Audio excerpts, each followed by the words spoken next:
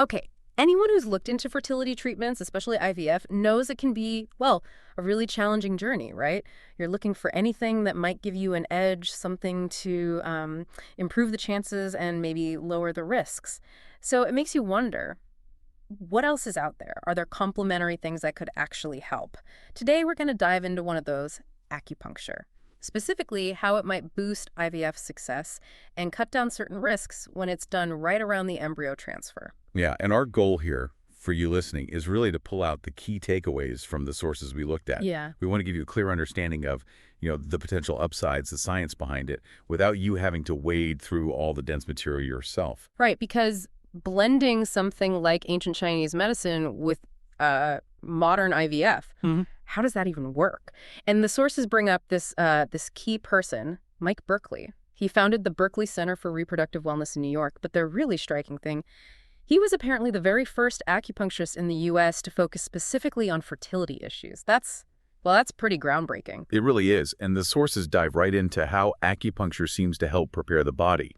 One of the main points is creating a better environment for the embryo to implant.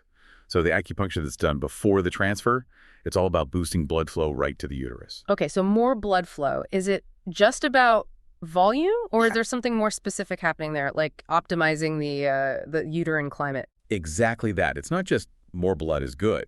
The sources really stress why this is vital. Better blood flow helps build a thicker, more receptive uterine lining the endometrium. Think of it like preparing really good soil before you plant a seed. You need that rich lining for the embryo to attach properly and, start growing. Without that, the chances of implantation really drop. That receptive environment idea makes a lot of sense. Preparing the soil, I like that. But the sources also talk about tackling a specific, pretty scary risk in IVF. The numbers really jumped out at me. Can you walk us through that, the whole ectopic pregnancy thing? Absolutely. An ectopic pregnancy, for anyone maybe less familiar, is when the embryo implants somewhere. It should usually a fallopian tube instead of the uterus. It's always a serious concern. But the data we reviewed shows the risk goes up quite a bit with IVF. Normally, it's about 1 to 2% of pregnancies. But with IVF, that risk more than doubles. We're talking 2 to 5%. Wow. Okay. Double the risk. Why? What is it about IVF that increases that specific danger? Well, a common reason highlighted in the material is related to the transfer process itself. The thin tube, the catheter, used to place the embryo inside the uterus. Sometimes, just inserting it can trigger tiny spasms in the uterine muscle. And these little contractions, these spasms, might accidentally nudge the embryo out of the main uterine cavity and into a fallopian tube. Ah, okay. So these spasms are kind of an unintended side effect of the procedure itself. So if that's the trigger, how does acupuncture step in, especially the session after the transfer? Right, this is where the post-transfer acupuncture seems really key, according to the sources. It appears to help by reducing or even stopping those uterine spasms, sort of calms the uterus down. And by doing that, it helps keep the embryo right there in the main part of the uterus, the ideal spot for implantation. This directly lowers that risk of it ending up in the tube, significantly reducing the chance of an ectopic pregnancy. And it's important to remember, both sessions of the pre- and the post-transfer acupuncture happen on the very same day as the actual embryo transfer. It's all timed very strategically. Okay, so you've got the blood flow improvement before and the spasm reduction after. Sounds incredibly targeted. Is there research actually backing this up, like studies showing this works? Yes, definitely. The sources point to some important studies. They aren't just saying it works. They looked at the evidence. For example, there's a pretty well-known study from 2002 published in Fertility and Sterility. Paulus and his team, they found that women who had acupuncture just before and just after the transfer had, significantly higher pregnancy rates compared to those who didn't. Okay, so that's a direct comparison. Exactly. And then another study, this one from 2010 in Reproductive Biomedicine Online by Sterner Victorians Group, focused more on the how.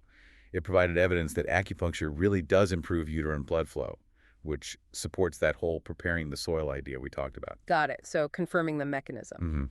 And there was another one mentioned briefly, Anderson et al., also in Fertility and Sterility from 2007, looking broadly at the impact on IVF outcomes.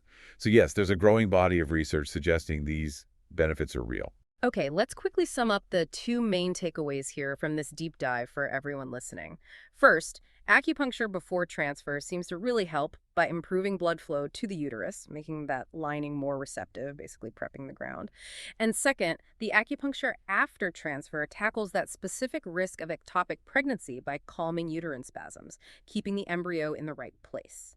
That's a pretty big deal. It really is. And zooming out, it kind of highlights how reproductive health is evolving, isn't it? Yeah. We're seeing more integration of different approaches, like combining this ancient practice with cutting-edge IVF to give you potentially better outcomes on your path. Absolutely. And if this is something you're considering or you want to learn more, the sources mentioned reaching out to Mike Berkeley Center again. That's the Berkeley Center for Reproductive Wellness. You can apparently schedule those pre and post transfer sessions by calling them at 212-685-0985 or just check out their website, which is www.berkeleycenter.com. And perhaps this leaves you with something interesting to think about.